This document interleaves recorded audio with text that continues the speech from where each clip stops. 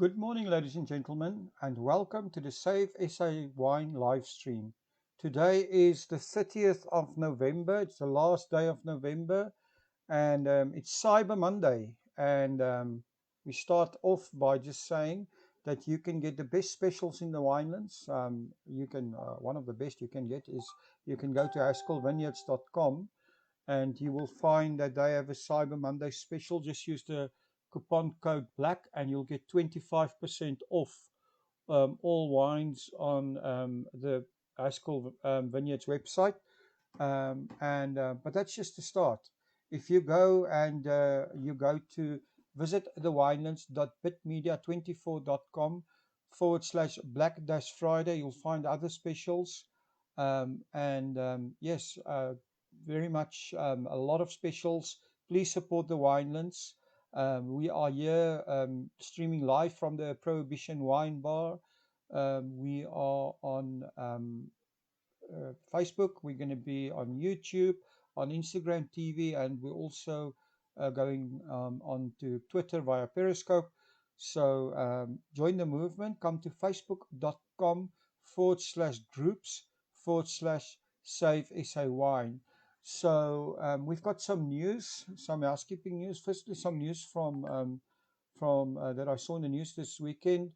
There's a possibility of a mini lockdown in the Western Cape and the Eastern Cape, which might not be good news for our wine industry. More bad news.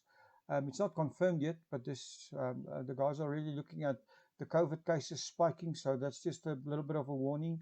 But honestly, we just need you guys to keep on supporting our South African wine industry. We have 300,000 jobs at risk in the winelands. We've lost a boatload of money during the lockdowns earlier this year in the billions, and lots of people can lose their jobs. So please come, get everybody to join our groups /save SA wine on Facebook. We need you. We need you to share this. We need you to support the wine industry. Also, we've just got some messages this morning that some of the accommodation places in Cape Town are dropping their prices up to 50%. Go shop for accommodation in the Western Cape. I think the reality is finally at home that international tourists are not coming. So please make sure that you take advantage of this. If you haven't planned your Christmas holiday yet, Cape Town is the place to go to. And please support Cyber Monday. Go to our wineries, go see what they have. Come to visit the winelands.bitmedia24.com /black Friday and see all the Black Fridays, Cyber Monday specials, most in today. So don't miss out. This Haskell special is ending today. 25% off. Just use the coupon code BLACK on Haskell Vineyards website. Then we're really looking forward to tickets are selling well for a singles soiree in the Winelands. Let me read you from the website. It is our immense pleasure to welcome you to our Singles Wine Soirée in the heart of the Winelands. Please drive safely as you meander through the vineyards on the Annandale Road, Stellenbosch. As you approach Vrede, you will see the turnoff to your hidden treasure, Haskell Vineyards, where you will be welcomed with a glass of MCC, and your wine soiree hosts will direct you to your seat. It's imperative that you are fashionably early, still able to catch the sunset, as the evening music is set by soft music, and our suave Master of Ceremonies will clink the opening glass. The evening delights will include music, wine, food and conversation pairings, and you'll be whisked from conversation delight to conversation delight by our soiree hosts while guaranteed to be kissed by the wine. Unfortunately, we can only accommodate a limited amount of people for what is billed to be the single soiree of the year on Saturday evening. Your entrance pass awaits. It's on Quicket. Just go check their single soiree in the Winelands on Quicket. The link's in the description below.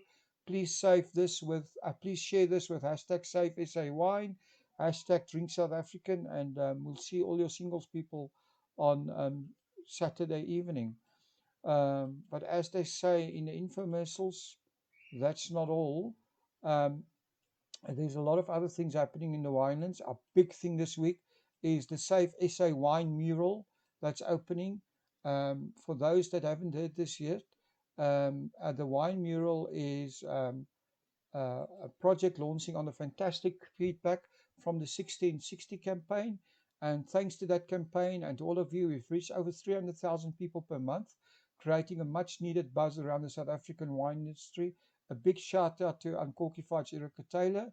And now we are partnering with Robinson and Sinclair and the Bass Art Charity, taking over the corner building of 190 Leloud Street in Cape Town. And the mural will debut this Thursday, the first Thursday in December in Cape Town. And there's a street festival and tickets available. Go check out the links on your Facebook group. Use these hashtags: hashtag Save SA Wine Mural, hashtag Save SA Wine, and hashtag Drink South African. So please support that. Then a big thank you to our friends, the Fishwives Club, who've been a consistent sponsor this year. The Fishwives Club are giving us away a wine for a year. To win this for next year, how it will work, the winner will receive a case of Fishwives wine delivered to their door end of every single month next year. Cultivar of your choice, and all you have to do, it's free to enter. Go to wineforayear.gr8.com. wineforayear.gr8.com. Yeah, that is what we have for you there. And then we just want to tell you guys that this is going to be our last live stream for 2020. So thank you very much for everybody supporting us. We really, really appreciate that. We'll be back in January next year. But we're not going anywhere. Just the live streams. We're not going to have a live stream anymore any morning. We're going to make videos. But the Christmas selling season is starting now. So come to this group to see where you can find your Christmas gifts and stuff like that. But fitting to this year, we're going to end with featured podcasts. I'm actually going to play a few all around Bubbly, our fantastic MCC. For MCC Day, I actually interviewed quite a few people I haven't played lately. Lucas Wenzel from Grotepost, Emma Brevard from Leloud, Matthew Day from Klein Constantia, Jacques Nelson from Jordan Wines, and Heidi Ditstein from Spear. And please listen to these podcasts, and we're looking forward to be back live again next year.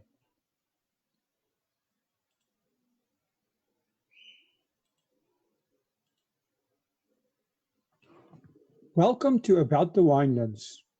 In this show, we will be chatting to leaders, influencers, wine producers, restaurants, and other role players. Tune in every week for our latest episode. You will find us on YouTube, Facebook, Instagram TV, Spotify, Apple Podcast, and Google Podcast.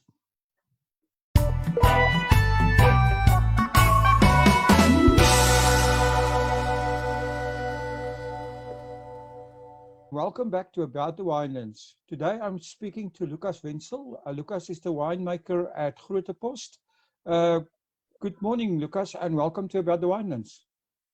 Yeah, thank you very much. Thanks for the invite. It's really special, and thanks for choosing us. No, it's an absolute pleasure. Thanks for taking the time out of your busy schedule. I know everyone is extremely busy at this stage, so that's very nice of you. Lucas, pleasure. Can you tell us a bit about yourself and how you became involved in the wine industry? Yeah, I grew up in Cape Town, everything, and then after school I went to the army. I was still one of the guys that went to the army, and after that I worked a little bit and then went to study agriculture, and then later on it became winemaking at Elsenburg Agricultural College. I've finished there in 97, 98. I started working at Lamont Wine Estate as assistant to Jacques Borman. And 2001, I started my first vintage, and I'm here since then. 19 vintages. That's me in a small package. So you've basically been at Grotepost since the beginning, right? Since it was. There was Artie Barnhorst was here for a small period, and also another winemaker, and then I joined, and I've never left since. They can't get rid of me. Amazing. So tell me, Lucas, I mean, Grootepos has a interesting history as a farm, but also as a winery. Can you tell us a little bit of that history? Yeah, it's actually a very rich agricultural history. And because of what happened in the Cape in the early 1800s, I mean, this whole area was known as or a big part of it was known as the Groene Kloof. And that was mainly to supply fresh produce to the passing ships and also to Cape Town. It was very good for vegetable farming, also for oats. And then, so it's got a rich history, because you talk about wheat farming, and you talk about the first merinos to the Cape came here. And because this was so very good for cattle, they had to put up later on, because of cattle theft, they had to put up posts to protect the farmers and against this raids. And one of them was the Grootepos, the biggest one, obviously, the Grootepos, and that's what it means, Grootepos. And I'm sitting in a old fort that was with the Pinch family in the 98 rebuilt to a winery, and that was part of the protection. So a lot of soldiers stayed here. But it's got a very rich history. The governor of Cape Town, Lord Charles Somerset, he used Grootepos as he called it, his hunting box, where he came to hunt. Not hunting box, his shooting box. And he later, and also a well-known person, Hildegard Duckett, which was one of the first real foodies of Cape Town, let me put it this way. I mean, she was way advanced for her time, the way she approached things. So yeah, it's got a rich history out of agriculture. And I think wine was always part of it, because they always would have to have a little bit of wine around to give to the soldiers and also the workers. And but if you look at the Grootepos, we only really started making wine or planting vineyards in 1993, after everything opened up. You know, it was before that was very restricted. And 98, the winery was built. 99, the first wines was made. And like I said, since then, I mean, we started off with 3 or 4 wines. Where we are now, we've got 13, 14 wines that we put out into the market. Yeah, so that's a little bit of the history of Grootepos. Grootepos is known as a mixed farming area with mostly wheat produced in the area. And do you guys still farm with other things, or besides wine? Yeah, it's still something else. We're still a mixed farming setup, wheat farming. There's a meat merino. I think it's around about now with all the lamb. After lambing, it's about 3,500 head. Red and black Angus, I think it's about 250 head. I'm not always certain with that because I don't work with that, but it's a mixed farming, yeah. That makes it very interesting for people to visit. What can you tell us a little bit more about all the things to see and do at Grootepos? Yes, yeah, definitely. And one thing you can add to that is also where the winery is inside a game farm as well, you know, so you can see some antelope, and also we've got 2 giraffes as well. But it's always fantastic for the people to see the sheep and the cattle. You know, it's got the real farm feel to it, which makes it really worthwhile to come out, and especially this time with this time of the year with the flowers as well. What do the flowers look like this year? Yeah, beautiful, beautiful. I must say, I think it's going to be good because we've had good rain, and we're going to have continuous rain, it seems like. Hopefully it goes into September, and if you get very good rain, say till in middle of September, then the flowers is just going to be beautiful. It's probably going to run into November as well. Can you tell us a bit more about the wines that you produce, and also about your winemaking philosophy? Yeah, it's actually interesting is when you look at the philosophy, I think overall, it's always difficult to think about one philosophy, because when you do make a lot of different wines, I think in a way there's a philosophy for everyone, every single wine that you make. But overall is my philosophy is that you need to give attention to detail in anything you do, and that starts in the vineyard, and the plantings, the vineyards, and everything you do.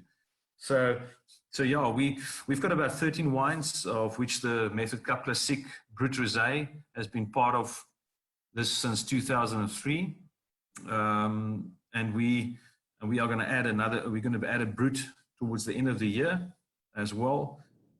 And then we've got a Pinot Noir Rosé, Chenin Blanc. We've got the 2 Old Man's White and Red, unwooded Chardonnay and a Kapok Chardonnay, Riesling, Merlot, Shiraz. And what we've added now is a slightly wooded Sauvignon Blanc called Sea Salter, and a Shiraz Cinsault blend called the Salt of the Earth that we've added to our range.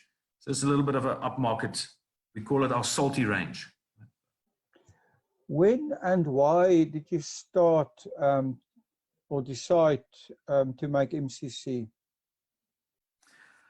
It's very interesting is that initially when we made our first bubbly, it was made of Merlot, and I had to convince. I mean, first of all, to make bubbly MCC for that matter, it takes a lot of time and it takes a lot of money. You know, it's not easy. And on the other hand, I wanted our Merlot grapes was very clustered, and to produce a good Merlot, you need to open up the canopy. So that was a good opportunity to convince Peter and Nick and say to them, listen here, I'm not just only going to cut off the bunches, I'm going to use it for making bubbly.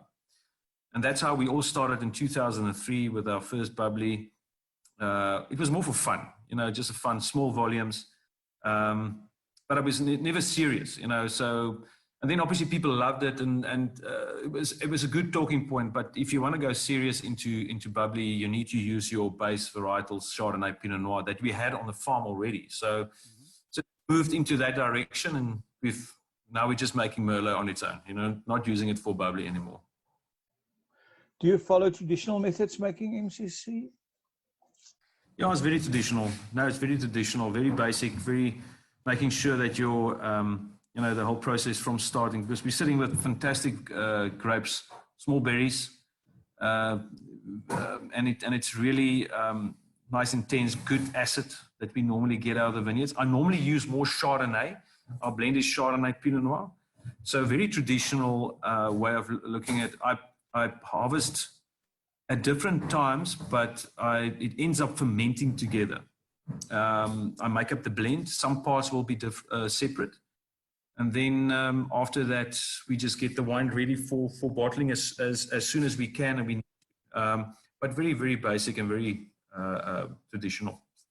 Okay, that's awesome. So, and where are your MCCs mostly sold? Mostly in South Africa? Do you export as well? MCC is mainly in South Africa. We export a slight little bit we sold to the Netherlands. I think we're moving a few bottles, and also to the UK. That is our biggest markets, but mainly South Africa. Do you think that will change in the future? I think obviously the competition in that market from the Spanish and the Italians, you know, with Prosecco, and also of course the French with Champagne, is very stiff. So do you think the export markets will grow over time? Obviously, that's now a big question, because that's I think a lot of work needs to be done still. And I think to understand MCC, I mean, your overseas people, I mean, it's difficult for them to, probably they don't know the name. So it's going to take a while. But then again, I think South Africans are more catching on to MCC. I think the MCC Association has done a fantastic job in educating people about MCC in South Africa. And I think you could see it in sales. I think it's been one of the better selling wines in the last couple of years in South Africa, and the world for that. But I think still work to be done in overseas. I must say, I think people in overseas understand the other products better. But picking up from especially from the UK, there's a lot of effort going into that to buy MCC from South Africa, and people are enjoying it. So I can only see that growing, but I think our base will always be for a certain time still is locally. Okay. I see September 1 is a Cup Classic Day, where you guys are using the 1st of September as spring day to also sell some of your Cup Classic wines. Do you have anything special planned as a celebration for the 1st of September? Yeah, what we're going to do, we've got these beautiful flowers. So yeah, what we're going to do is we're going to have a champagne breakfast. It seems like it's going to be at this stage a nice day, open day, a lot of sun. So what we'll do is we'll have a very nice champagne breakfast in the flowers on the 1st of September, which is probably throw in a little bit of oysters as well, if we can hold of some, which is going to be great. So we will make a nice photos and with all the flowers. So beautiful occasion. I think what we're mainly going to do is we'll do it on our own as at the winery, and just celebrate this beautiful product that is MCC. So, Lucas, do people, if we want to come for this, do we need to book? Yeah, we will let you know. We will put it on our website and get it out there. I think Peter's already working on it, but they can just go to our website or to our other social medias. It's our Facebook, Instagram, and Twitter. That's at Grote Post. That's that, at Grote Post. So they can just go and visit that Facebook, Instagram, Twitter, and also off our website, www.grotepost.co.za. That's awesome. Yeah. That's awesome. We will put the links down in the description as well. Sure. And, yeah, I think Peter will send it on to you as well. Yeah. Yeah. Once we have the details, we'll promote it on our group and on our sites as well. Yeah, something else. I mean, we've all just come through this lockdown, and the whole coronavirus palaver has forced basically everyone to rethink their business models. Do you guys have any changes or new ideas in mind? I don't think. I think one thing that has changed in definitely is the online direct sales from the farm, which is fantastic for us. I mean, it's really great. I think it makes such a huge difference. So suddenly, most of our sales go directly to the people. You know, yesterday we've done so many deliveries in the last. After the first lockdown and now the second lockdown, the orders is coming in. And I think people are picking up onto that. I think direct sales, at least for the next year, will be very popular. You know, because the people get good deals from the wineries. They expose to wines that they've never probably would have tried. So it opened the opportunity to show your wine to people, which they probably wouldn't have chosen going to a wine shop. And I think that has opened up a little bit for everybody, you know, to expose their wines. And that is an opportunity to work hard on that. And I think your direct sales, online sales, is definitely from the wineries, is definitely going to grow. But it all depends. If you look at people, how they react now after in phase 2, some people don't care anymore. So they just get together and they go to restaurants. I mean, I'm on the beaches. But time will tell. People forget quickly. But I think at least for a small period, at least, I think direct sales is definitely going to be there. And the opportunity it's almost like a rebirth. So you can come out and reinvent yourself, you know. So I think that is the opportunity. Yeah, that's very interesting. I mean, the whole idea of direct to consumer, because the internet cuts out the middleman. I mean, we've all seen it in Europe and especially in America with Amazon. So, and you know, but this also opens another thing in, and that is from a winery perspective, if you use distributors or traditional sales vehicles, ultimately you don't necessarily talk to the end consumer yourself. But with a direct to customer, it becomes more and more important to actually get your story out to the actual, you know, the drinker of the wine.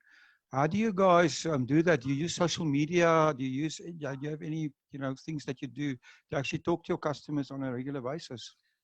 Yeah, especially now, it's actually because we do that. Our social media, we've been talking to Peter Pence Jr.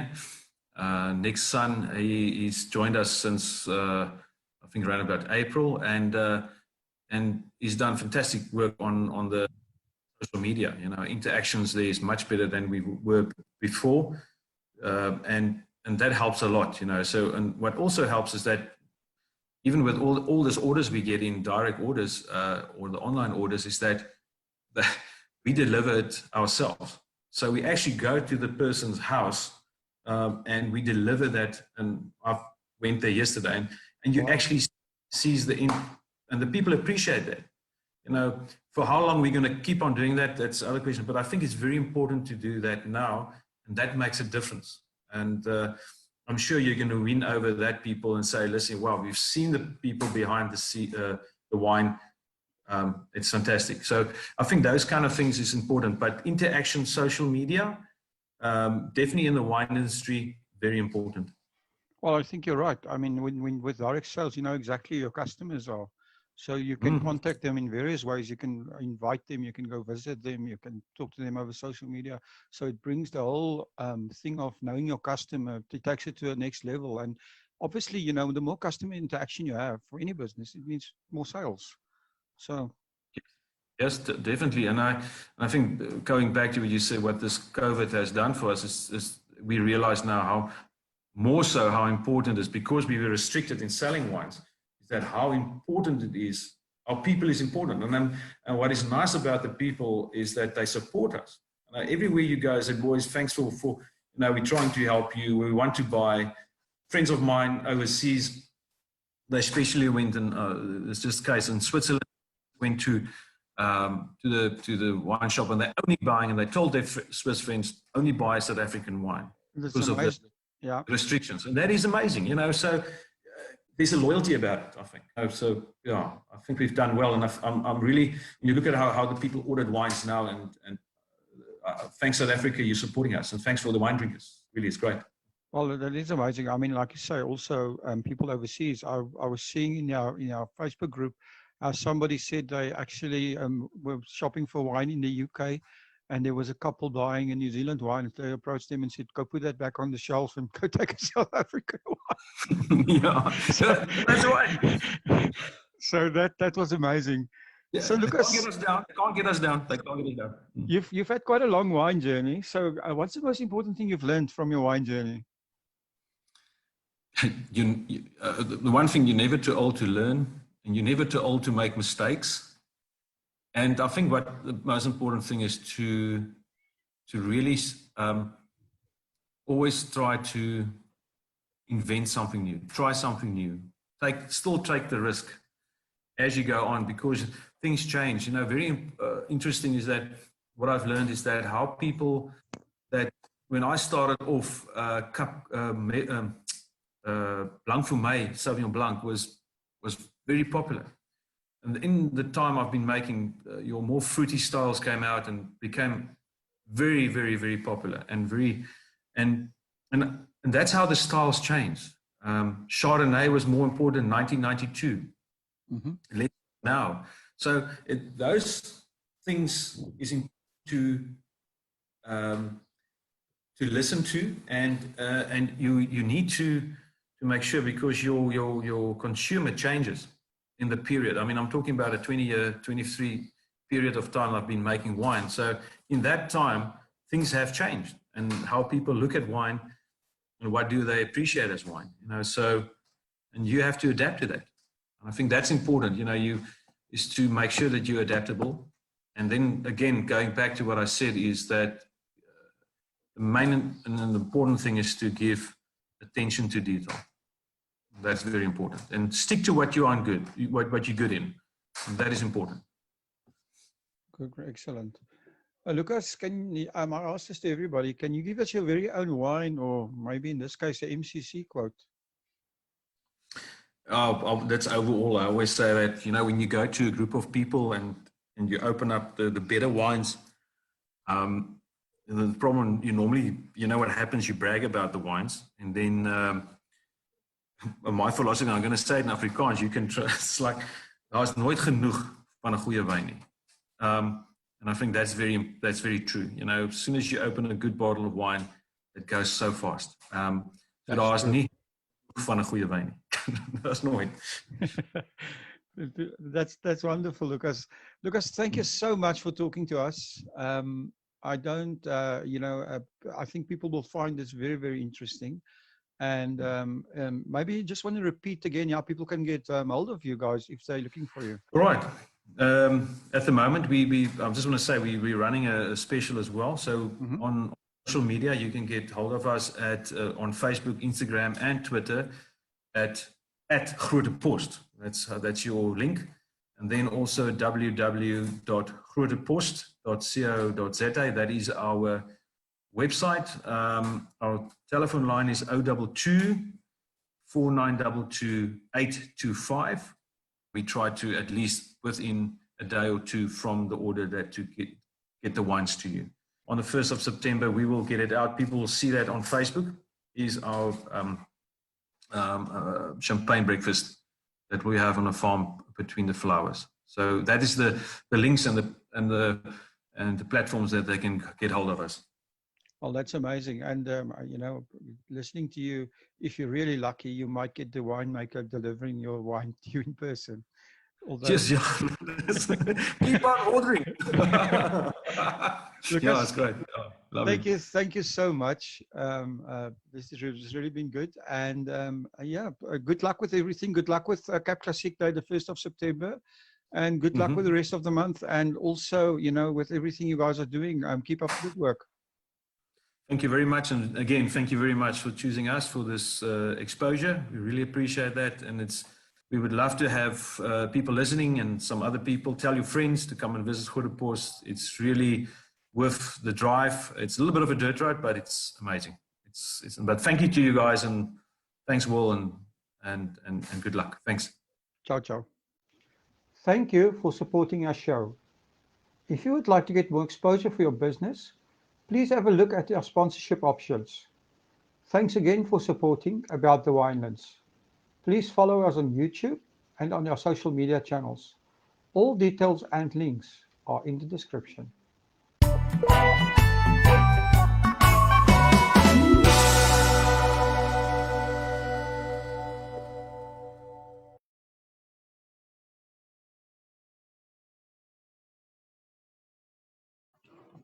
Welcome to About the Winelands. In this show, we will be chatting to leaders, influencers, wine producers, restaurants, and other role players. Tune in every week for our latest episode. You will find us on YouTube, Facebook, Instagram TV, Spotify, Apple Podcast, and Google Podcast.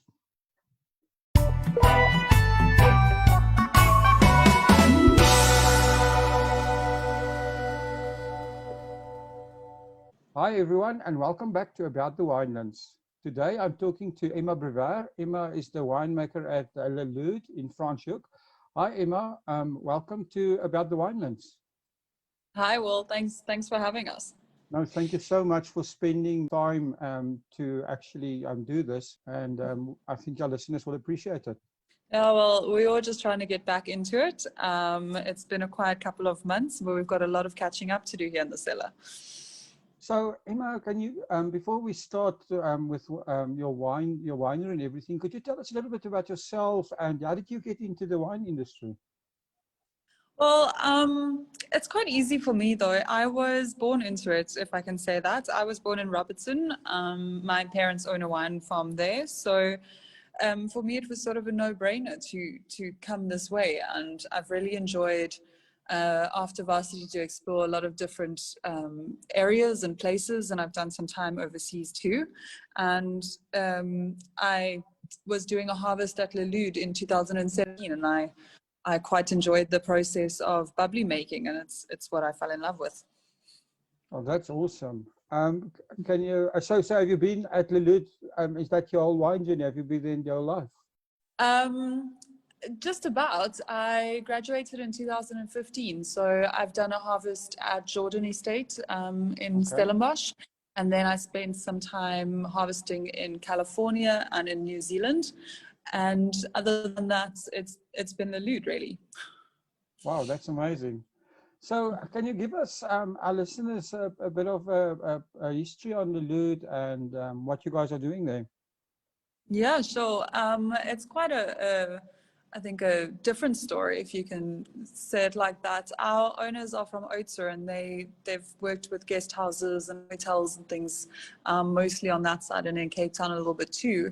And they always wanted to create a place that was this experience that they had when they were in France a couple of years ago, drinking champagne in the beautiful rose gardens. And that happened at Chateau Leloud, which is actually in the Loire Valley.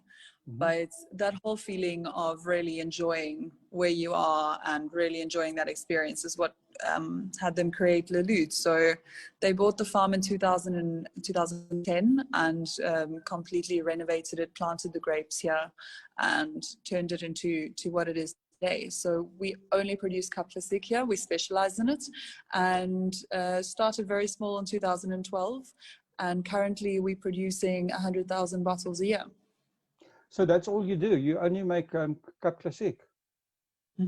You make it sound so simple, but yes, Yeah. it's something, so much focus and so much time actually, that I don't actually know how anyone does everything else. Well, you know, it's quite unique because most of our wineries in South Africa, you know, make a range of things. But I think, you know, there is definitely something to say for a focused effort. Yeah, there's so much time that it takes, and for us, we're a small estate. The farm itself is only 3 hectares, or 3 hectares under 9. We're buying in a lot of grapes for our harvest, but we do all of our own labeling, all of our own degorgements and bottling. So we need to degorge at least twice a week, 2 days a week, to keep up with the demand. So it's a full-time job. Oh, that's amazing. So your actually style of making bubbly, if I can call it that way, are you very traditional? Are you using any new technology methods? How do you do this? I'd like to say that we are quite traditional. We're traditional in the style or the philosophies, if we can say so. Champagne does go through malolactic fermentation when it's done traditionally, and also in the UK and a lot of the Northern Hemisphere areas, but we stay away from that. For us, South Africa struggles a bit with acidity. It is a much warmer climate and a much warmer harvest, if we can say that. So we've got a very low acidity to start with, and we feel that sometimes with malolactic it becomes a little bit slow. We want a wine that's really zesty and very linear and you know, almost tight and lean over your palate, and something that's very clean and crisp. And for us, bubbly should be refreshing, and it should be vibrant on your palate. Well, I was wondering about that because, you know, if you look at Franschhoek's weather, Franschhoek and Stellenbosch has more the Provence type weather, and not really the traditional Champagne, Rhône, that area weather that you have in France. So it is a bit warmer, right? I think that's what you're saying. Yeah, very much. And we, as I said, we buy in quite a bit of grapes. A lot of them coming from Robertson and Bonnievale area also, where you have quite a different climate for it. And a lot of the Cap Classique producers can agree with me on this, is that a lot of people buying in from Robertson, not only because of the limestone soils, but also because they have a great daytime nighttime difference during the growing seasons. So even on a hot sunny day when it's about 36 degrees Celsius, it will cool down to about 15 18 at night, which is a big difference. Where in Franschhoek, I don't know if you've ever spent a summer in Stellenbosch or Franschhoek, but when it's 36 during the day, your nighttime is probably 32. I'm a Stellenbosch boy, so I understand perfectly what you talk. It's not called Stellenbosch for nothing. Exactly. There's no relief from it, and the vine feels this too. So when it's got a cool night to recover from the hot day, it manages to recuperate. You almost have a slower ripening time, and this gives you a much better acidity to your grapes and a much better clarity almost. In the Franschhoek grapes and the Stellenbosch grapes that we also buy in, we have a much riper fruit come through in the aromas. Oh, very, very interesting. where are your markets? Where do you sell most of your MCC? Well, we sell most of our the Brut and the Rosé, which is almost our non-vintage everyday drinker. We sell most of that in the Western Cape itself. We mostly do restaurants. We think it is, something it's always going to be going to go down better if you've got a sommelier to tell you a little bit of a story and to explain what makes Leloud different or special, and that does really well in a restaurant. Other than that, Woolworths is a very good market for us, and we very partner with them in this way because they work very well alongside our brand. Yeah, I've seen your brand in Woolworths. Do you do any exports? Because I think that is one of the challenges for MCC, right? Is actually competing in export markets with not only the French but also with Prosecco and the stuff the Spanish are making. It's difficult. It definitely is difficult. We export a small amount to the UK and to Germany, and we work on the USA and Canada at the moment. We've got a new exporter in Norway that has started this year. So we are getting there. We've only started looking at increasing exports in about 2018 when we were on a vintage that was large enough for us to do that. Until then, we actually just didn't have the stock for it because we started so small in 2012. So, but it is difficult overseas because champagne prices are so cheap in neighboring countries in the EU. So for us to be imported, price-wise, people don't understand caplistic, and they're unwilling to give it a try sometimes. Yeah, I can understand that. I mean, the tariffs in Europe doesn't help either. There's really no tariffs in the European Union, so the French and Italian MCCs are extremely cheap for people living there. So, and their marketing is quite good. But I think over time, what I'm wondering in the South African market, there could be some really, and also what about the rest of Africa? The rest of Africa is actually a very good market. We branch out a bit into Botswana and to Kenya with some of our exporters, and we're trying to get it a little bit bigger. It's that for us is easier than overseas because they like the idea of a South African bubbly and to getting a little bit more on home soil to try. So it's doing actually very well. Oh, that's quite interesting. So, how do you see your capacity to grow? I mean, obviously, to grow the vineyards isn't that easy. But your winery itself, do you have excess capacity? Can you buy more? Can you make more bubbly by buying in more grapes? Currently, our cellar is producing already more than what we had originally planned. So we plan to go up to bottles in total, and we're on 100,000 at the moment. So we are quite full to the brim, if we can say that. Sorry, Emma, I missed that. How many bottles are you planning to make?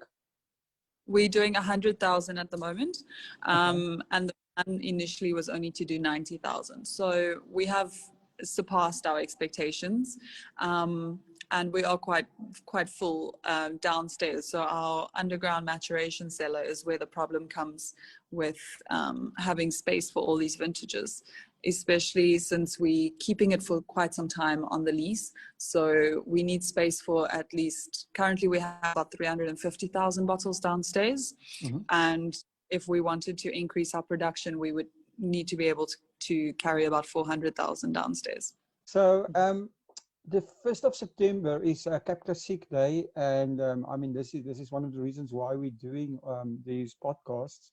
Are you guys planning anything special? Are you planning a celebration? What are you doing for the 1st of September? We would really have liked to. I think it would have been a great occasion to invite a lot of people to the farm and to have a great almost lunch table in between the vineyards and really to mark the 1st of spring and the Capital Sick Day. But the way things have been going this year, we just don't think that everyone is very comfortable coming outdoors, and we don't want to push it. So we're just carrying on like normal. I think it's a Tuesday if I'm right, so it'll Yeah. be just a normal day of business for us. Okay, awesome. Tell me, what can people experience on when visiting Leloud? How does that work? Do they have to make an appointment? Can they just come? How does, you know? We actually, for our tasting room, we like to have people just show up if they want, and even if they just want to have a little walk through the garden. We've got lovely rose gardens and a veggie garden on the farm. So we do want, you know, people to feel like Leloud is almost part of the family, and they can almost just pop in here. So in the tasting room, which is open currently 6 days a week, usually 7 days a week, they can come for a tasting, some canapes, anytime that they like. No booking is necessary. We also then have the restaurant on the farm, which is called the Rangeri at Leloud, serving very classic French style cooking with just a little home touch and really generous portions and just good cooking. That is open currently from Wednesday until Sunday for lunch. And yeah, that we prefer to have bookings over the weekend. During the week, it's still pretty open for walk-ins. And then the accommodation on the farm, we've got a guest house called Lily Pond, which houses 2 rooms for 4 people total. So either way you book out, if you book for 2 people or for 4 people, you get the whole house, and it's in between our Chardonnay vineyard. So it's really just nice to get away and to come and spend the weekend here on our estate. Well, that sounds awesome. Yeah, you mentioned the current situation, and this is true, right? The coronavirus and everything around it has forced everyone to rethink their business models. Do you have any changes or new ideas in mind?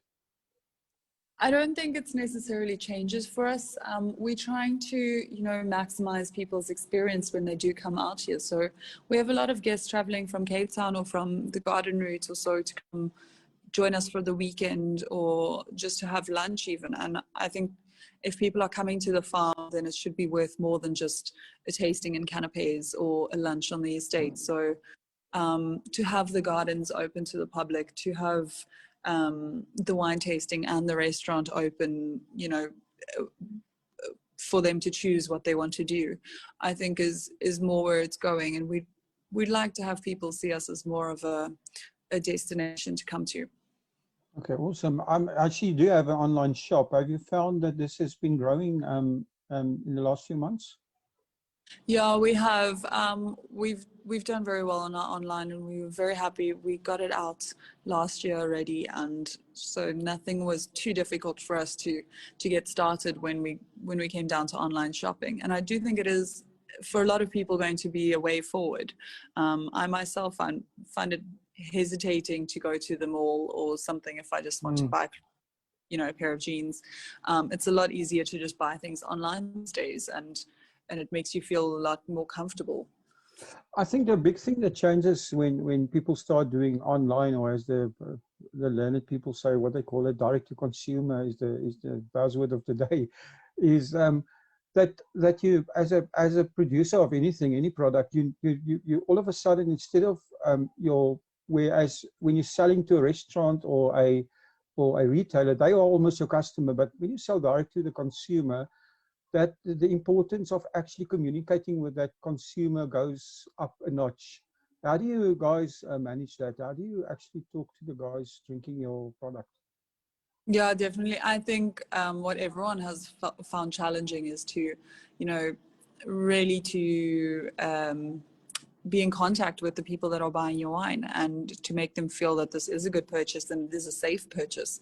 And I think you just need to be honest and you need to be open with them. So if things are taking long, you need to say that, and you need to, you know, tell them why and fix it for the next time. So we've been very lucky that all of our agents in different provinces has helped us a lot with our deliveries. So we've been able to get deliveries out quite quickly, and people appreciate that. So working quite hard on building those customer relations is just about the most important. I must say, I just, in our experience, we're talking to a lot of wineries and stuff. The first lockdown, people actually, when we opened again, the logistics was a bit of a nightmare. People struggled to get the products to customer, but it seems like everyone, and especially the courier companies, got their act together for the second lockdown, and I think that is just the actual whole logistics system for online shopping in South Africa in general. Never mind just wine. I think all products is going to be so much more smooth, because, like you say, I myself, I'd love to order something online. I mean, from the supermarkets now, I think Pick n Pay and Checkers, you can now get same-day deliveries on groceries. So I think that is just going to be the way forward. And for a producer like yourself, it's definitely an avenue to pursue. Yeah, that's just my thoughts on that. Yeah, definitely. I think everyone's just trying to increase their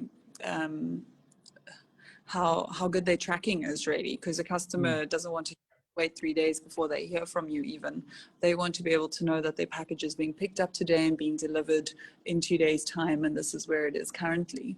So I think that's the most important for us. Also, at the moment, with the ban on sales over the weekend, we're still making use of this. So anyone who is coming for a tasting over the weekend can purchase wine, and we'll deliver it for them the next week. Well, I think the big advantage of doing this is that you actually know exactly who's buying your product, which is something important over time. You can actually track it, like you say, and obviously you can then also sell stuff to them again, or communicate with those guys, which is something that you don't know if somebody's buying your product necessarily in Woolworths or in a restaurant, but you do know if they buy it from you directly, who they are.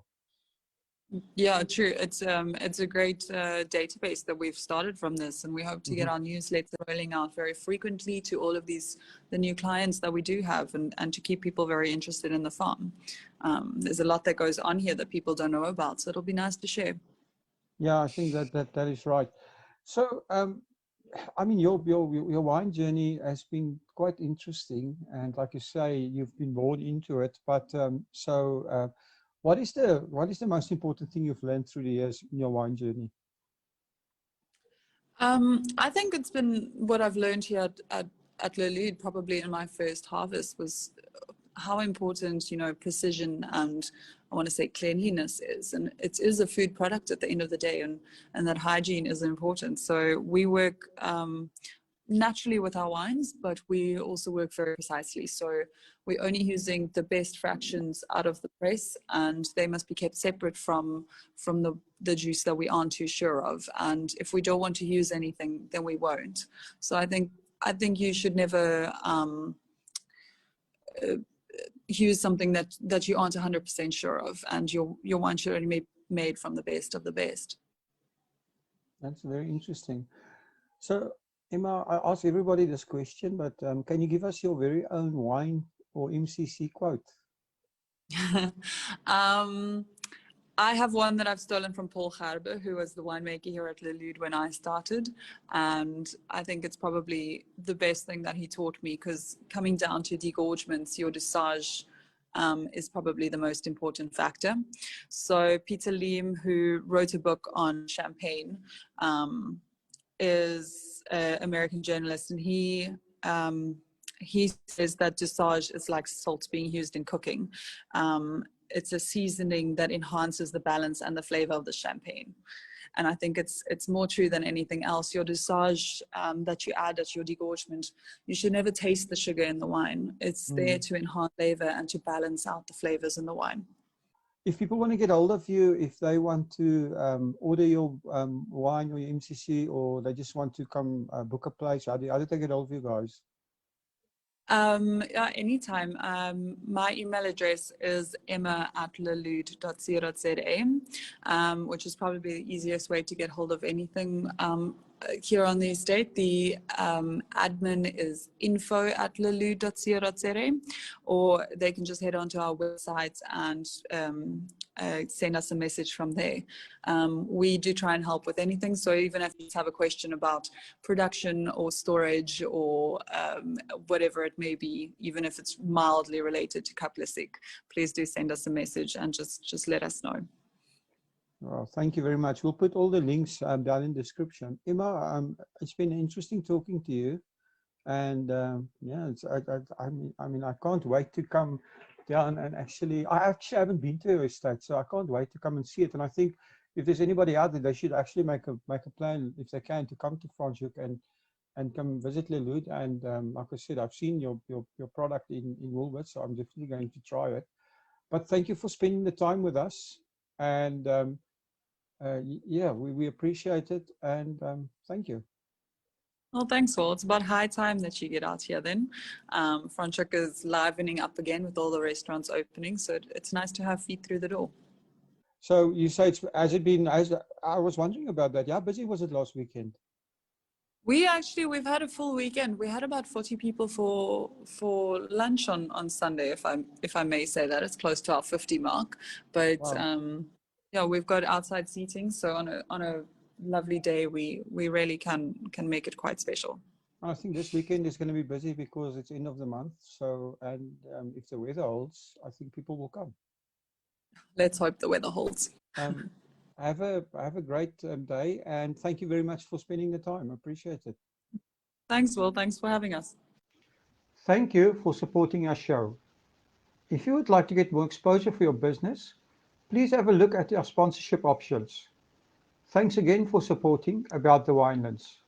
Please follow us on YouTube and on our social media channels. All details and links are in the description.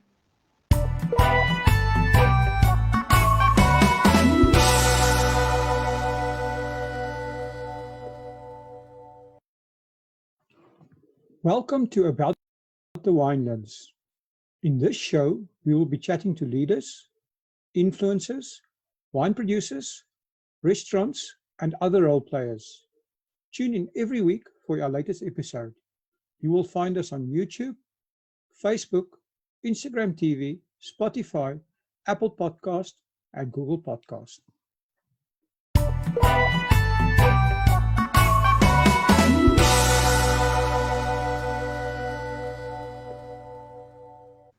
Good morning, everyone, and welcome back to About the Winelands. Today, I'm talking to Matthew Day. Matthew is the head winemaker at Klein Constantia. Welcome, Matthew, to About the Winelands. Yeah, brilliant. Thank you for having me. It's a great honor to be on this. No, it's our pleasure. I mean, you're the one spending your time to come and talk to us, and I'm sure our listeners will appreciate that.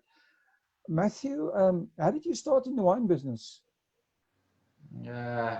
It's a tough question because I'm actually a Bali. I'm from Johannesburg. Oh my word.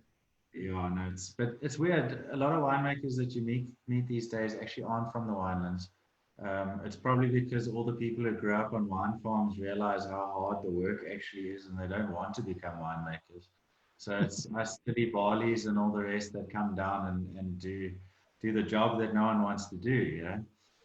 Now, I grew up on a farm in the south of Johannesburg, and I absolutely loved farming, and I had this great passion for wine. So I decided to go study at the University of Stellenbosch.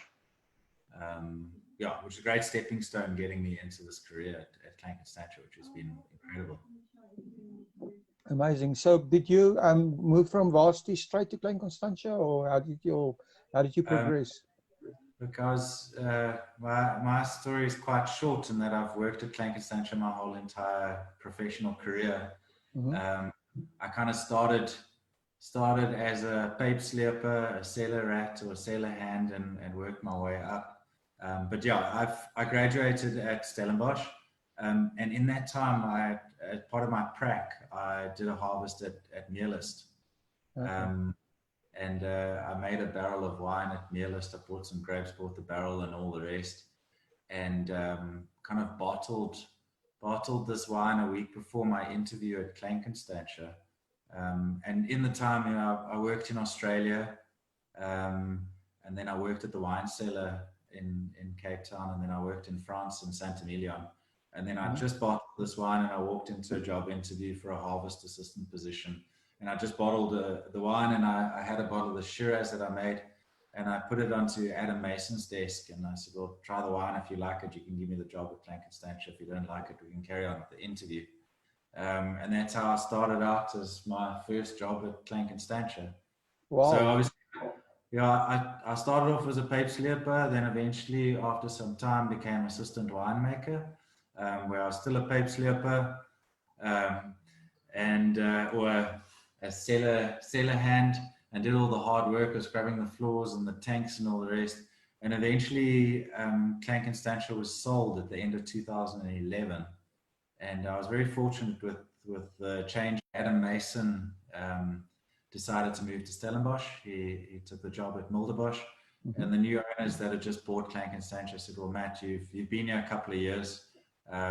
We trust you. We want to give you all the opportunities that you can possibly have, and we'll give you a chance. And it's make or break. Literally prove yourself, and you can become head winemaker Clank and Stancher, or find another job, basically. So I'm still here today, and loving what I do.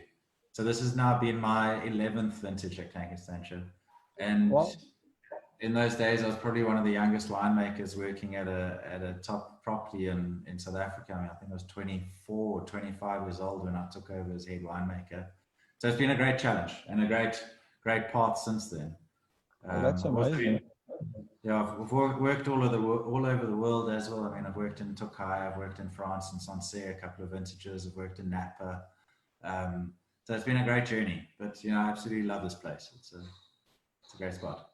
Talking about the place, can you tell, I mean, I think our listeners would be interested can you share a little bit of the history of Clank and Stancher and, Yeah, sure. So we can usually do the short version or the very long version. Very few people realize that, the Constantia Valley has been around since 1685, so we're one of the oldest New World wine producing regions. And we as South Africans should be very proud of that. If you think of Australia, you think of Napa Valley, you think of all other New World wine producing regions, they've got a great reputation, but they don't have the history that us as South African producers have. So, Clank and Stancher formed part of that original farm that was granted to Simon van der Stel. It's a long story. It's we can talk about the old days, we can talk about production, the old sweet wine of Constantia that became super famous. But our motto at Clank and Stancher is literally, we don't care about the history. It's more important to what the future is and how we can strive for kind of perfection going into the future, and ensure that we're here for the next 300 years. So, more recent days, it was revived by the Jooste family in 1980. They replanted all the vineyards. They recreated the Vin de Constance, which we're famous for. And they also planted the Sauvignon Blanc, and then eventually started to experiment with other varietals. So we're now doing the Method Cup Classique and Chardonnays and Riesling and all the rest. So we've got a great portfolio. And then, as I mentioned, current day at the moment, the farm is under new ownership since 2011, owned by two Bordeaux legends, Bruno Prats and Hubert de Bois. Hubert owns Chateau Angelus. Bruno used to own Costa Esnal. And then, we've got two other big investors, Steniak Bacalo, who's a Czech billionaire, and Charles Harmon, who's from the UK. So that's kind of where we are today at Clank and Stancher. Everyone kind of knows where Constantia is. I don't think I need to say too much else about it. No, I think you're right. People know that area quite well. And when did you guys actually start making MCC? Talking about that. So they actually made the very first vintage was for the millennium, and that was a fun experiment. And they only made it in magnums. And we still have a couple of those bottles lying around. I've opened one recently, and it's a beautiful wine. So that was the year 2000, and then we started commercially in 2005. Traditionally, it was a Chardonnay Pinot, but in more recent days, we've changed over to 100% Chardonnay because the Pinot just didn't work here at Clank and Stancher. Okay. Wow. So, where are most of your MCC sold? So MCC for us is, it's a hobby, I want to say. It's one of those projects that, we have a lot of fun doing it. We don't make a hell of a lot of the MCC. So the majority of the MCC that we actually sell is sold through the tasting room. We sell, a little bit in the trade in South Africa. we do quite a lot in the UK. You know, we've got markets all over the world that take bits and bobs. So anywhere and everywhere, basically. Just a little bit about your winemaking philosophy. So Clink and Stancher is known for the Vin Constance, our sweet wine. Vin Constance is a recreation of the great sweet wine of Constantia that was served to anyone and everyone in the old days. We're striving to make one of the best sweet wines in the world, and a unique style sweet wine in that it's made from Muscat de Frontignan and raisins, not botrytis. So that's what we're known for. We're fortunate to be in the perfect kind of area for making cool climate varietals.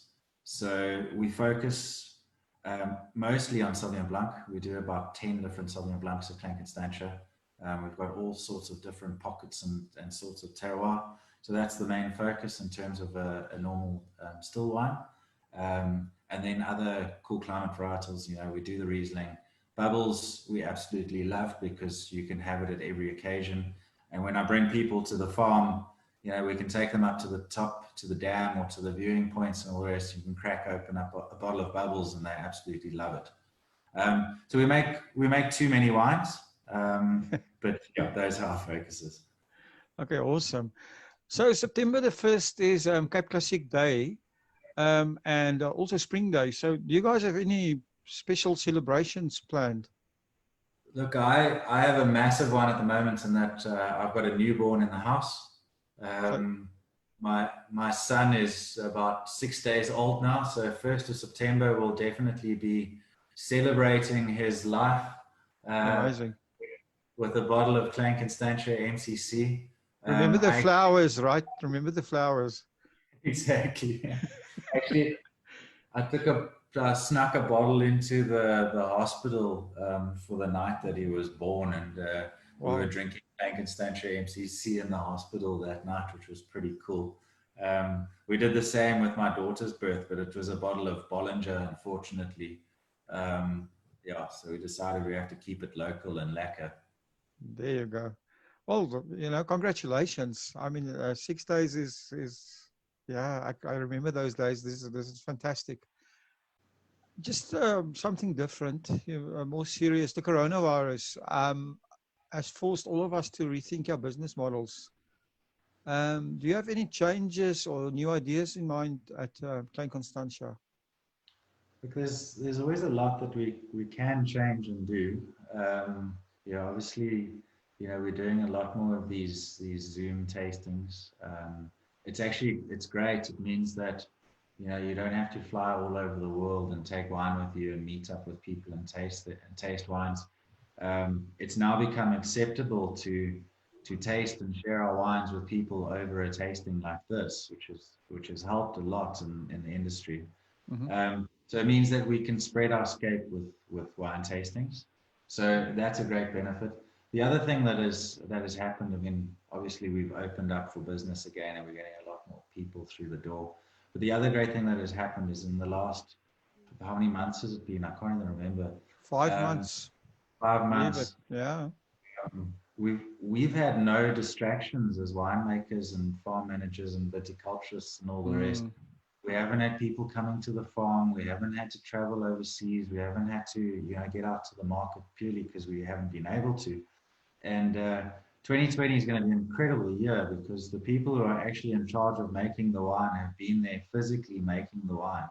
You know, far too often in the wine industry, it's actually the assistant winemaker that makes the wine, and the winemakers traveling the world and spreading the news.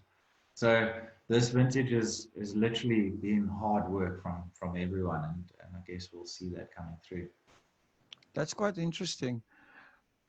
So, Matthew, I mean, like you said, you've worked all over the world, although you've had a long stint as winemaker at Clink Constantia. What is the most important thing you've learned so far from your wine journey? I actually learned this from an incredible winemaker that I worked with in Sancerre. His name is Jean-Luc Sorti. He was the head winemaker at Pascal Jolivet. Probably the most chilled out guy in the world. And he kind of taught me, you know, life's too short. You know, far too often in the wine industry as a winemaker, we overcomplicate things. We worry about things that we can't control. his philosophy is pretty much like the French word, you know, that's c'est la vie. You know, everything will be okay, provided that you have good grapes. So since my time spent with him, I've been a lot more relaxed in the way that we do things. And provided you tick all the boxes, you don't have to overcomplicate things and force a wine style. The wine literally makes itself. And you'll see it in the wines coming out. They're completely different, and they actually taste like a sense of place. And we as South Africans, or we as South African winemakers, need to do more of this, because we need to highlight where our wines are coming from, as opposed to making a style that tastes like everyone else. You know, anyone can make the Sauvignon Blanc, but can you make a Sauvignon Blanc that tastes like the terroir that it actually comes from? And that's what we should be striving for, you know. That sounds awesome. Can you give us your very own wine quote or MCC quote? MCC quote. Well, the best wine quotes is, I've got two, but the one's going to piss people off. The one that everyone knows is, life's too short to drink bad wine. Yeah. The other one is, why is it that when you have one fault in your wine, they consider it faulty, but when you have numerous faults in your wine, they consider it natural? That's a very good one, actually. Isn't that true of life in general? Of course, yeah. Yeah. Matthew, thank you very much for your time. I appreciate it, and I'm sure listeners appreciate the fact that, you know, like you say, you're busy. And things are obviously starting to get back to normal slowly, but it creates more work when people start arriving on the farm. So good luck with that. And yes, thank you for spending time with us and chatting with us and telling us more about Klein Constantia. You're welcome. Thanks for having me. It's been great to share it. Thank you for supporting our show. If you would like to get more exposure for your business, please have a look at our sponsorship options. Thanks again for supporting About the Winelands. Please follow us on YouTube and on our social media channels. All details and links are in the description.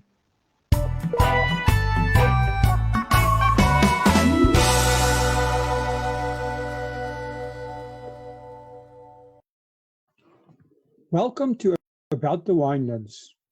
In this show, we will be chatting to leaders, influencers, wine producers, restaurants, and other role players. Tune in every week for our latest episode. You will find us on YouTube, Facebook, Instagram TV, Spotify, Apple Podcast, and Google Podcast.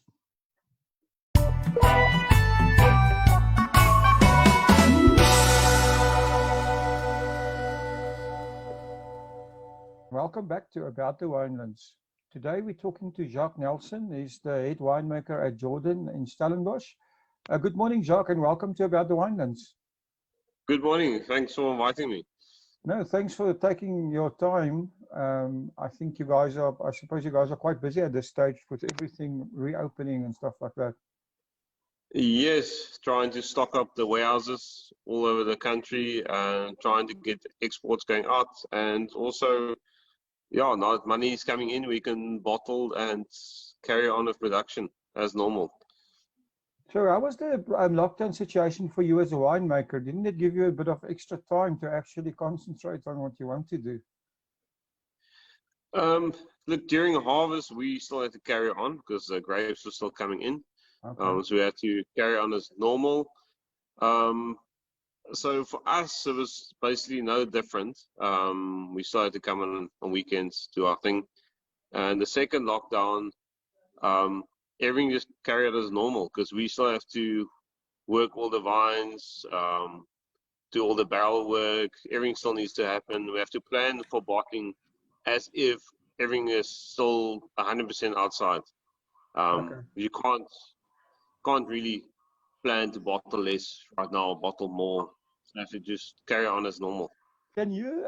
How did you get involved in the wine industry? Look, I grew up in a small town called Stellenbosch. It's about 100 kilometers from Stellenbosch. And our house was basically, we lived on a farm in the vineyards. We only rented the property there. And I grew up in the vines. I actually went to study financial management, finished that, And then my mom said there's an opening at the winery in Stellenbosch. Maybe while you're doing nothing, because I was lazy to look for work. Start there and harvest. Yeah, and I started in harvest, and I just always have a passion for wine and vines. And yeah, halfway through harvest, they gave me a permanent position. I was still an intern then. Yeah, and then I just carried on. The bug bit me.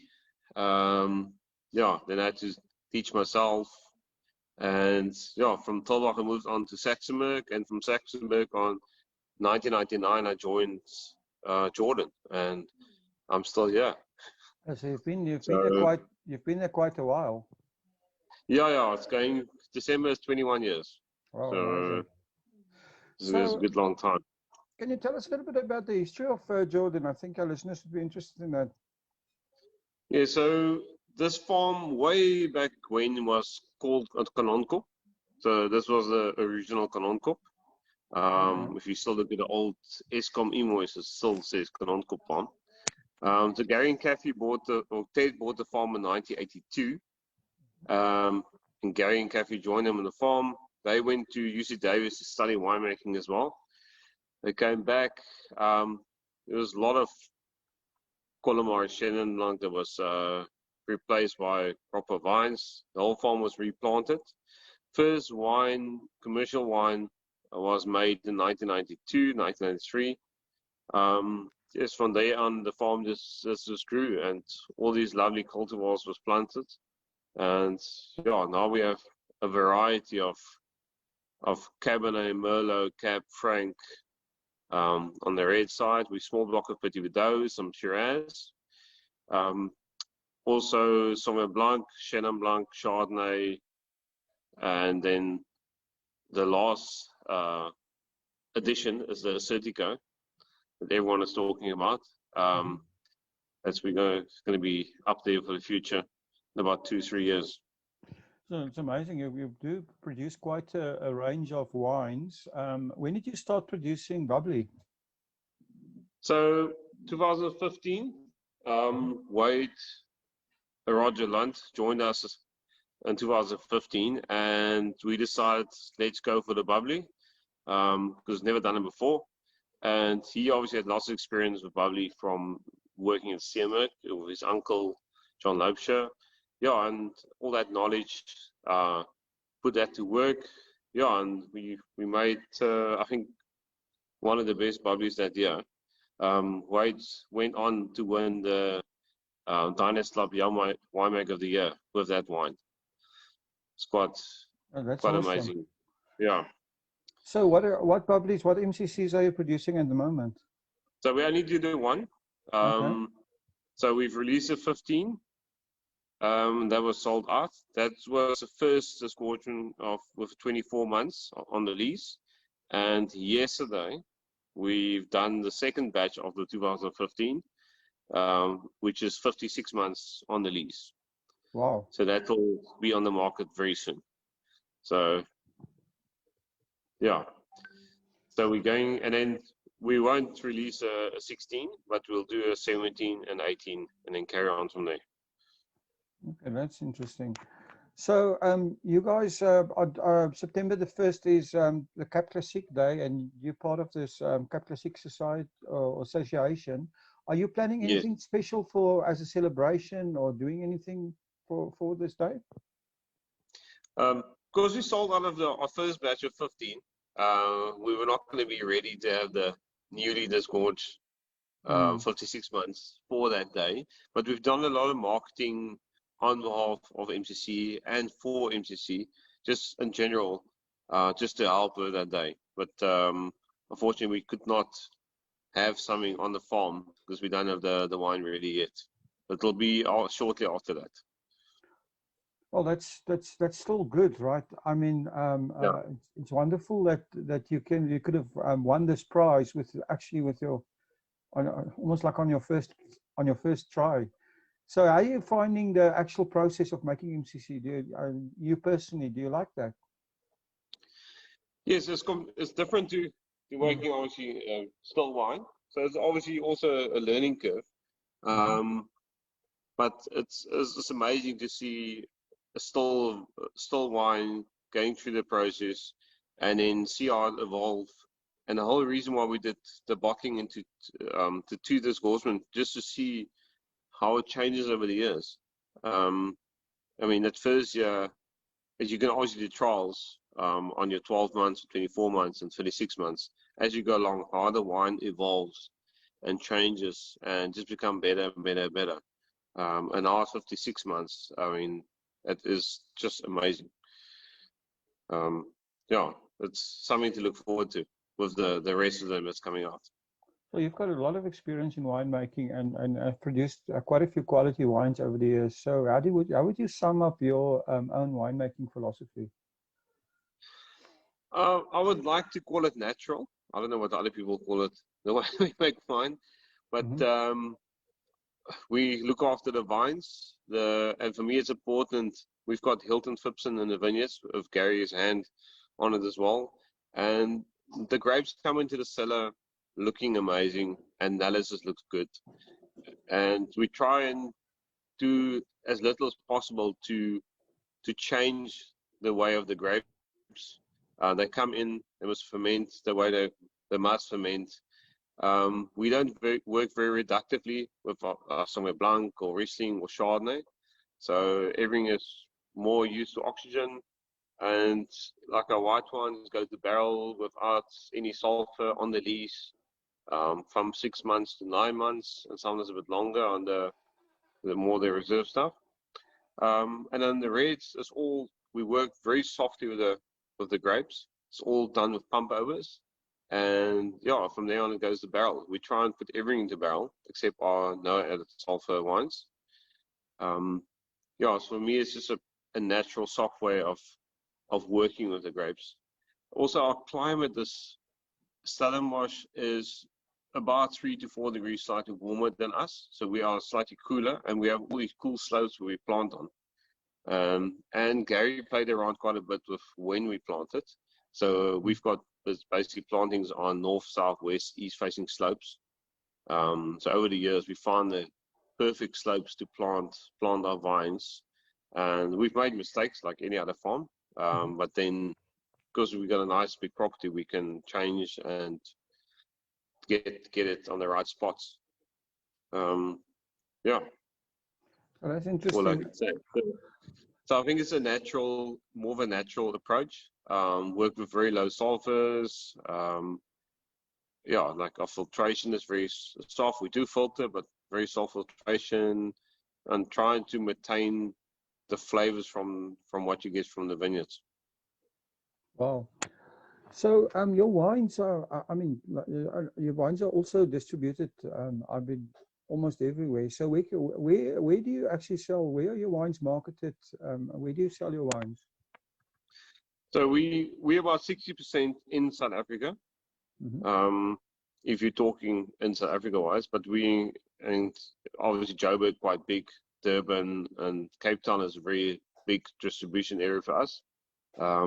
A lot of our wines end up in restaurants, which is quite nice. And then overseas, we're big in the UK, Belgium, Holland, not so big in America. We're still working on that.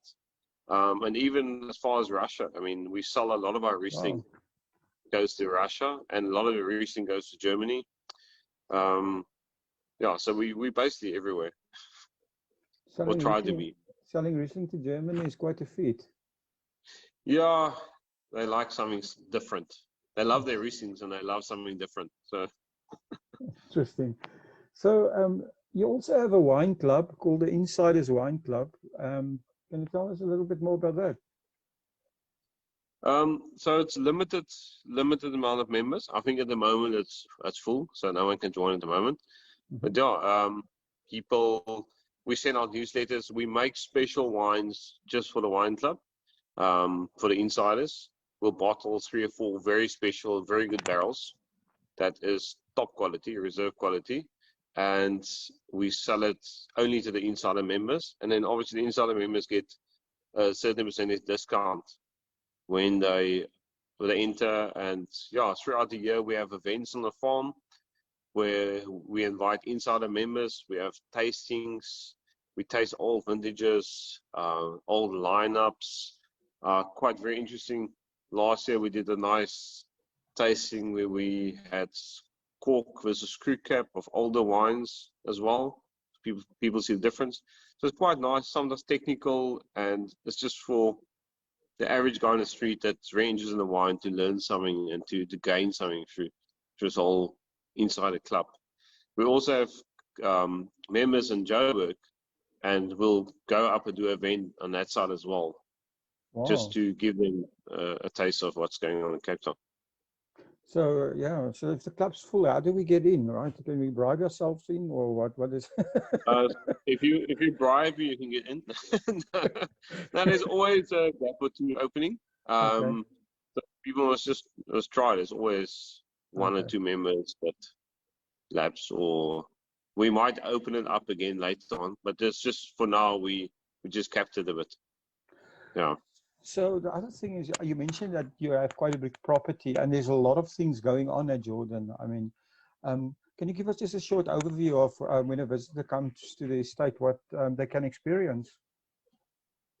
Yes. So we've got George Jardine, the restaurant on the farm, and most people that walk in here at night, they expect to have a nice dinner at George, and he's an amazing chef. Then we have our bakery. We call it a bakery, but it evolved from a bakery into a full-blown restaurant where we serve burgers and you name it. It's on the list, and it's linked to our tasting room. So wines is easily accessible from tasting room all the way through to the bakery. They're all linked together and they all work well together. We have two massive wooden decks on the lawn that overlook the dam and the whole of the valley of Stellenbosch. People love coming here on a weekend or on a weekday and just have a quick lunch, have some wine, go back to work if you still can. Yes, and then we have our tasting room with all the staff. And then we also have accommodation, very high-end accommodation with 12 guest houses you can stay on. And then at the moment, as I see this morning, there's a massive crowd of mountain bikers because we linked to the Bottleray mountain bike route. Okay. So it's a stopping point or starting point for people with that cycle. So they park their vehicles here, they go for a nice cycle on the route, and then they come back and enjoy either a late breakfast or sometimes lunch, or meet their families here, and then from there on they go on the rest of the day. So it's a very nice. You can come and do sport or just relax for the day and enjoy wine. The other thing I noticed is that you have a conference event facilities. Yes, I'm actually currently sitting in the conference room. It's for small conferences, and it's linked directly into the bakery kitchen, not through the kitchen, but the bakery. And yeah, it's quite nice. A lot of high-end guests book it because you can break for tea, you're in the bakery, and you have this amazing views down the valley. And it's very well priced, so people enjoy it. Okay, awesome. So I want to ask you also, I'm not sure how familiar you are with this, but I've noticed that the company also, the estate also owns a restaurant in London in High Timber Street. Yes, very familiar with that. So Gary and Kathy owns that with Nadine Strauss. They partner there. Yes, and there's a direct link to us. It's an amazing restaurant. It's in the banking district on the Thames. Quite nice. Banks are closed on weekends, so they're fully operational through the week, and then weekends they're on weekend. So, but it's very nice. It's always full. That area is very nice to capture the business market. Yes. Lunches. So do they? Is that the idea of that also? Is that a big? I actually haven't been to. I know where it is, but I actually haven't been there. Is this a big offset point for your wines? It is a big offset, but they're also trying to support the whole wine industry from South Africa. So you'll find everyone's wines is on the list, and lots of winemakers from here, if they go overseas and do a wine dinner or lunch, they find most of the wines in the restaurant, and it's easy just to perform a quick wine lunch with your wines readily available for all the vintages. So we support the South African wine market with that restaurant. Cool. And I think a lot of people see it as a restaurant at home, away from home. That's very interesting. So you guys also have a travel company, which I assume brings tour groups to South Africa, to your place, a 9 Yards Travel. Can you tell us a bit more about that? Not at the moment. There's obviously no traveling. That's true, right? Yes, but the company is, I mean, we're slowly starting up, going again. So we book accommodation, we book trips, tours, everything through 9 Yards Travel. And it's so nice because you want to do wine tours.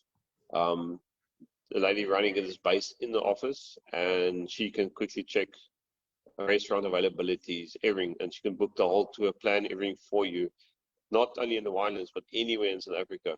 I was wondering about that. So you give the tourist an experience, because most people that would come to South Africa would maybe spend a week in Cape Town, but they also would probably go on safari or something if they travel, come here all the way. So it's a great service that you guys are providing. Yeah, most people book 3-4 days in the Winelands, and then the rest is safari. So that's almost all the bookings that come through. Okay, so that's a nice add-on business for you guys. That's amazing. Yeah, so and we're touching into doing bookings for cycling tours, people that want to come and cycle here. Okay. Groups of cyclists, and then from there on, tackling all the Winelands with all the nice routes, and then have accommodation to stay. Don't have to plan or worry. Everything is sorted for you. Oh, that's awesome. You mentioned that the travel company is closed at the moment, which brings us to the next thing, which is obviously the coronavirus. Yes. And, it's forced all of us to rethink our business models. Do you guys have any new ideas or changes that's happening? Luckily, about a year ago, we started thinking about, we call it just the DTC, direct to consumer. We're online, where we're directly dealing with customers to rather purchase wine online, all over the country. And then we work with delivery companies to get the wine to them. People just feel less exposed currently just to order online, have the wine delivered in a very safe manner. So that's one approach we're taking. Obviously, we want people coming to the farm. We want people enjoying the scenery in a safe way. But there is people out there that still feel like it's a bit of a risk. So we cater for that currently. I think there's a huge advantage in this direct-to-consumer model, in that you know exactly who's buying your wine, whereas if it's bought through a restaurant or retail store, they basically become your customer, because you don't really know who the end consumer is.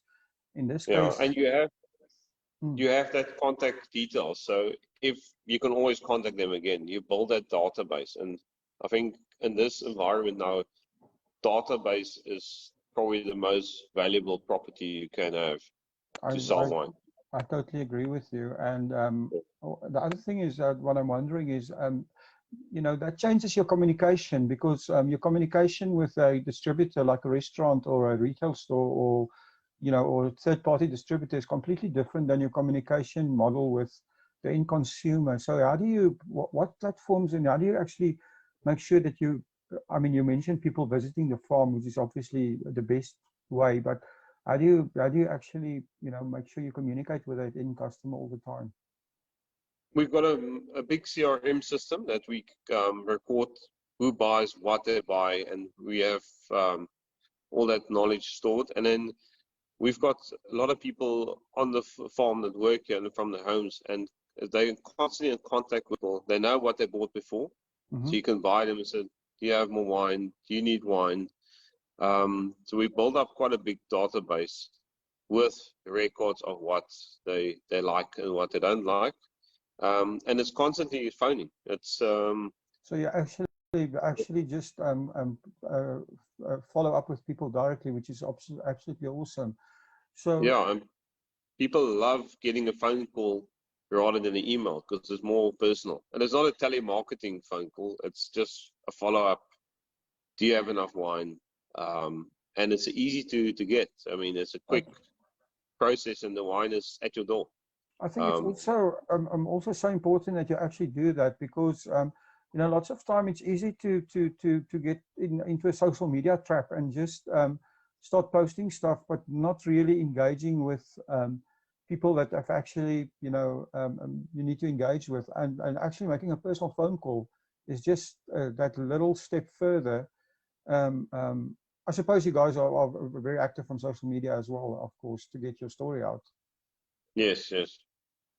But yeah, social media is just a visual thing. I mean, that interaction with the customer is very important. Yeah. I think customers enjoy it. They like Yeah, absolutely. I mean, speak to us. And yeah, so Jacques, yourself, your wine journey has like been interesting and long, and you've been at Jordan a few years. What's the most important thing that you've learned in your journey? Well, this year I've learned winemaking this year is 50% planning, and the other 50% is just thinking out of the box. But every year is different. I haven't been here, I mean, 21 years. Every single year is different. Vintage is different. We've been slapped from coronavirus to extreme drought, to very difficult vintages, very positive vintages, and every year we do our best to make the best wine we can. So I've learned that you can't really plan too far ahead, but you must just be ready for what's coming. That's all I can say. Oh, that's great. So I ask every single person that I do a podcast with to give us their own wine quote, but because it's MCC day on the 1st, you've got to come up with you've got to give us an MCC quote. MCC quote. Memories are made from empty bottles, not full bottles. So make sure your bottle is empty when you drink bubbles. And it won't last. Jacques, yeah. If people want to get hold of Jordan, how did they get hold of you guys? Currently on the website is the fastest way. And on social media, that's someone will definitely get back to you. Okay. Yeah, our website's up and running, and it's jordanwines.com. So that's it. So now I'll give one more. I was going to say one thing. Obviously, we open up for public, and alcohol is allowed. And it's very important for us to have a bakery and a restaurant on the farm, so people don't just come here and drink wine and is irresponsible. That's why we always offer food with the wine, and we make sure everyone is responsible. I think that's important at the moment, seeing what's going on in the news. Mm-hmm. If everyone's not responsible, we don't want the government to lock down and ban booze again, because then we're all going to lose a lot of business and a lot of jobs. It's important. So I think, especially with MCC Day, we must just keep in mind to be responsible with drinking and enjoying our wine. I think those are wise words, and I think, you know, that it's great that I think that's a communication that needs to come from the industry, but I'm sure it will, because of the, you know, the current situation. But Jacques, thank you very much for actually spending the time with us. It's been quite interesting. I'm sure our listeners will enjoy it. And yes, have a great day, and we'll speak again. Okay, thank you very much. Thanks for letting me speak on your show. Thanks, man. Bye-bye. Thank you for supporting our show. If you would like to get more exposure for your business, please have a look at our sponsorship options. Thanks again for supporting About the Winelands. Please follow us on YouTube and on our social media channels. All details and links are in the description.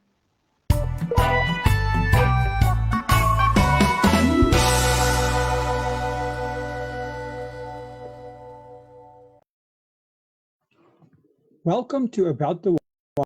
In this show, we will be chatting to leaders, influencers, wine producers, restaurants, and other role players.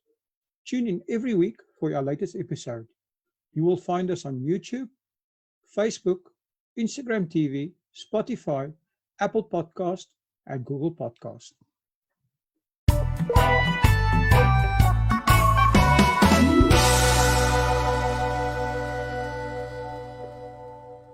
Welcome to About the Winelands. This morning I'm speaking to Heidi Ditchstein from Spear Wine Farm in Stellenbosch. Heidi is the winemaker there. Good morning and welcome to About the Winelands, Heidi. Morning, Will. Thank you very much. No, it's a pleasure. Thank you for taking some of your valuable time to come talk to us. I think our listeners will find it interesting. You know, Spear is a very well-known wine farm, but it would still be nice to hear what you guys are doing. But before we start with that, can you give us a little bit of background about yourself and what you are doing at Spear and your history in the winelands? Okay, so I grew up on a wine and apricot farm in Bonnievale, which is a small town in the Platteland. And yeah, I just have a appreciation for nature and the countryside.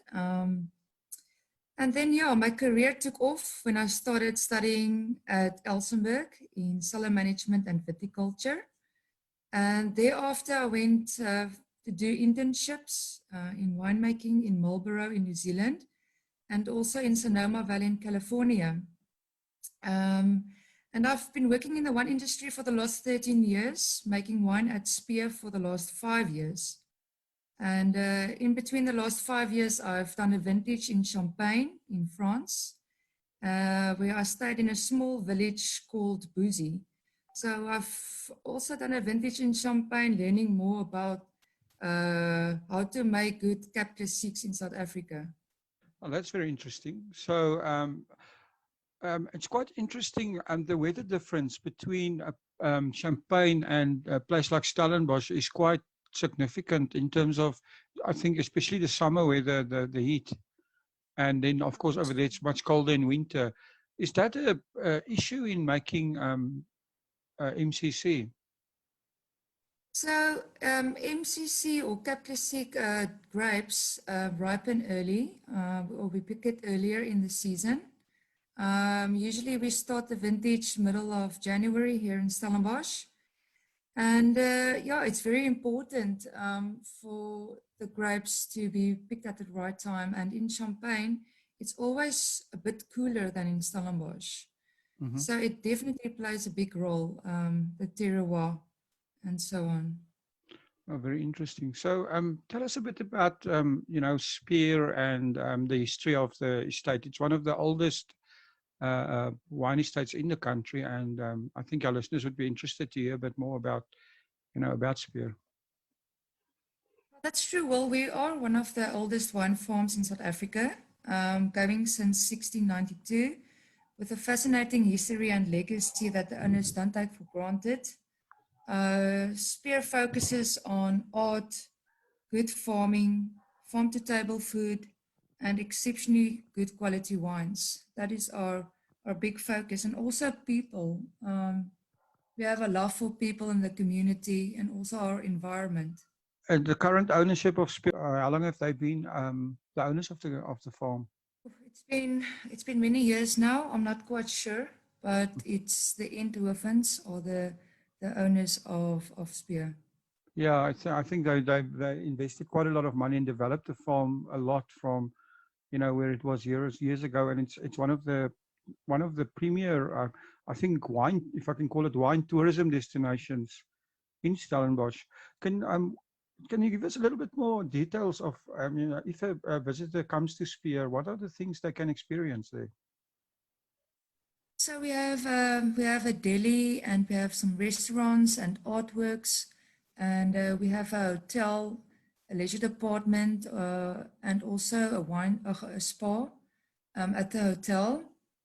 So what you'll be experiencing is good quality food and wine, but also a lot of fresh produce from the farm.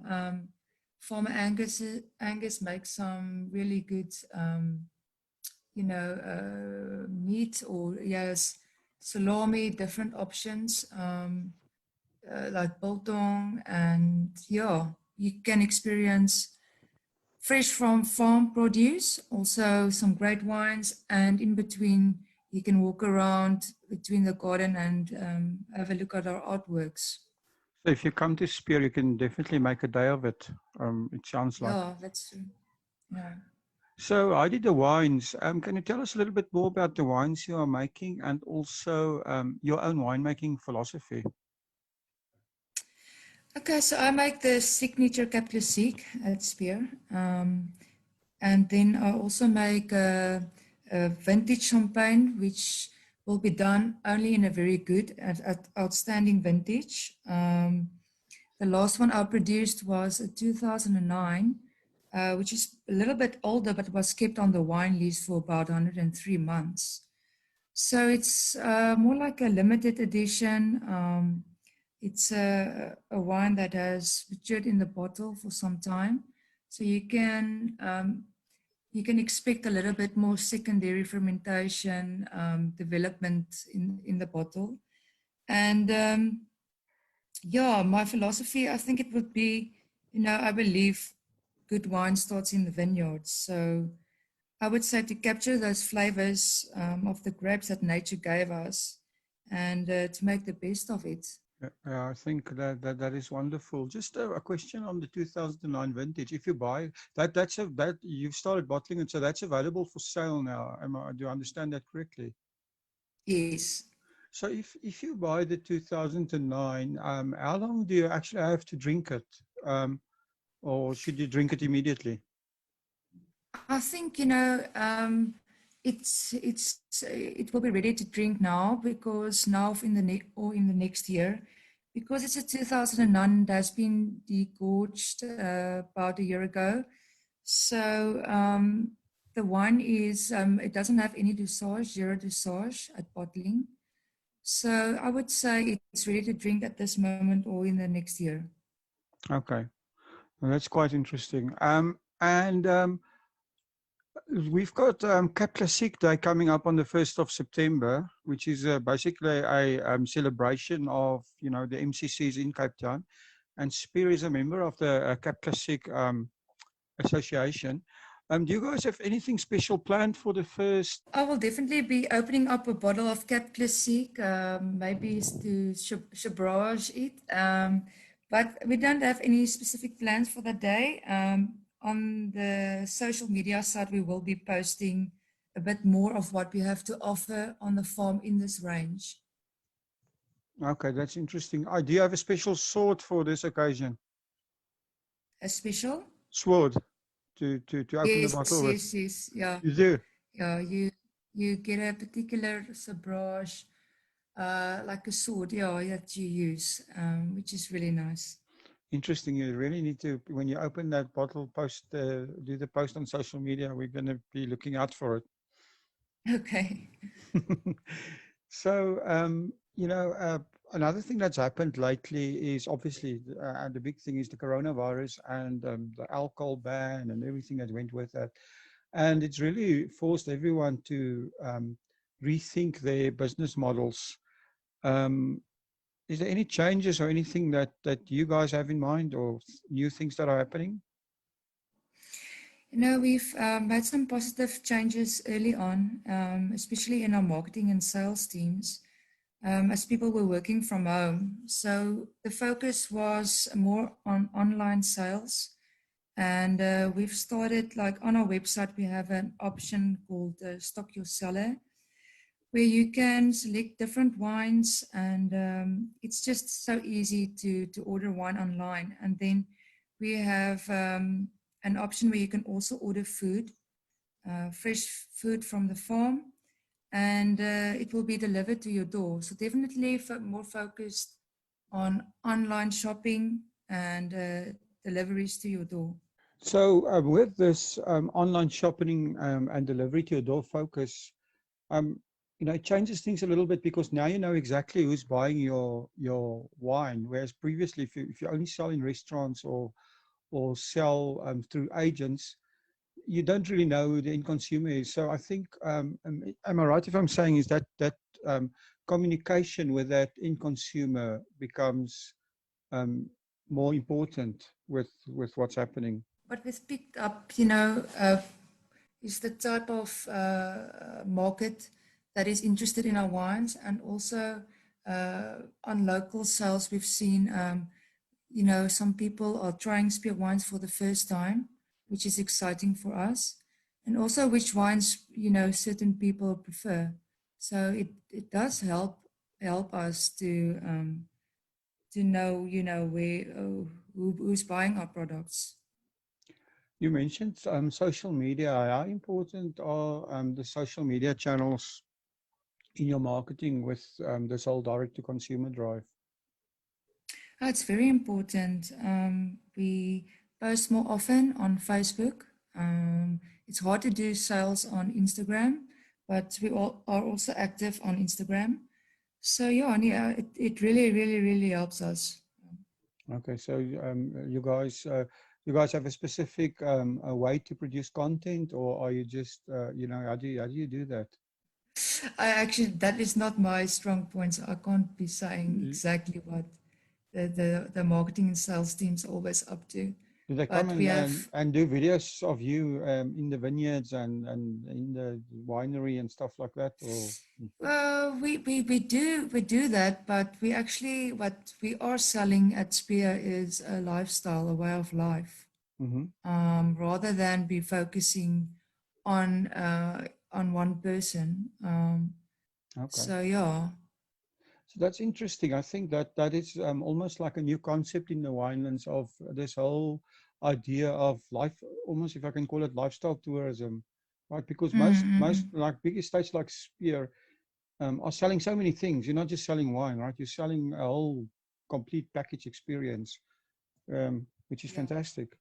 Your wine journey has been quite interesting. And what have you learned from making wine at Spear, and also your whole your whole wine journey in total? What is the most important thing that you've learned? I would say just to keep the passion. I'm a very passionate person, and especially during the vintage, it's hard work making wine, and you work long hours. So it's just remember that you're doing what you love, and winemaking is an art which is best created with passion. So at the end of the day, it's all worth it. Oh, that's wonderful if you can do something that you love and have a passion for. So, Heidi, I ask everybody to give me their own wine quote, but today I'm going to press you for an MCC. You have to give us an MCC quote, because it's MCC day, right? Yes, so Mark Twain said, too much of anything is bad, but too much champagne is just right. That sounds wonderful. Is that your personal philosophy as well? Yeah, it's very close. It really sums me up as a person as well. Wow, amazing. So if people want to get hold of you guys or want to order some of your MCC or your wine online, how do they get hold of Spear? It's so easy. When you go online, immediately there's an option where you can choose your wines, and it's really easy access to buy wine online these days. So yeah, just log into spear.co.za and you can order wine online easily. Okay, awesome. And like you said, you've got this new, what did you say, wine cellar that you guys call it, which sounds like it's a bit more than just a shop, right? You can order food. You can have a look at the whole range. There are certain packages of a selection of wines. Like you get an option with, if you like Chenin Blanc, you have options where you can choose different types of Chenin Blancs that Spear makes. And then we have some different ranges you can also have a look at with different price points. And it's really interesting. I did just on the last thing about the MCC, is there anything new that's coming out or that we need to be aware of that's happening? Well, at this moment, our Cap Classique is a blend of Chardonnay and Pinot Noir. And in the next year or two, we will be making a Brut Rosé as well. And also like a reserve, a boutique Cap Classique, which will be aged on the fine lees for a little bit longer, more close to 4 or 5 years. Wow. So there are new exciting products coming up.